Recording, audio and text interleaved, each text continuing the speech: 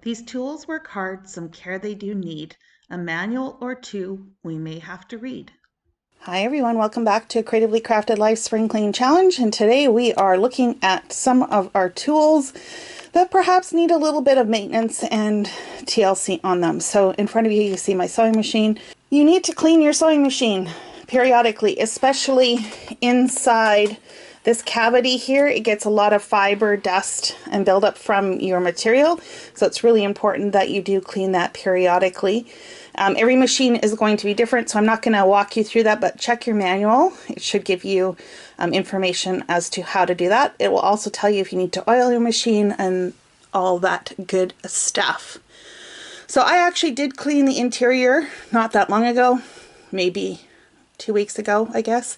And so that doesn't need to be done, but I am going to wipe down the exterior, make sure all the dust is off, and this is ready to go. Other tools that may need a little TLC, things like your printers, your cameos, Cricuts. Trying to think what other big tools that have moving parts on there. Basically, anything mechanical that you have fits the bill for this particular challenge.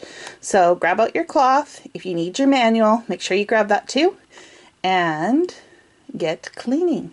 Also, when you're looking at your particular machine, check all the accessories. In this case, I have the foot pedal for my machine, and you can see that needs a little bit of cleaning too. So make sure you get all the accessories cleaned as part of this day's challenge. Okay, so there she is, all dusted and cleaned and ready to be put back to work. Let me know below what tool you are going to tackle, and until next time, happy cleaning.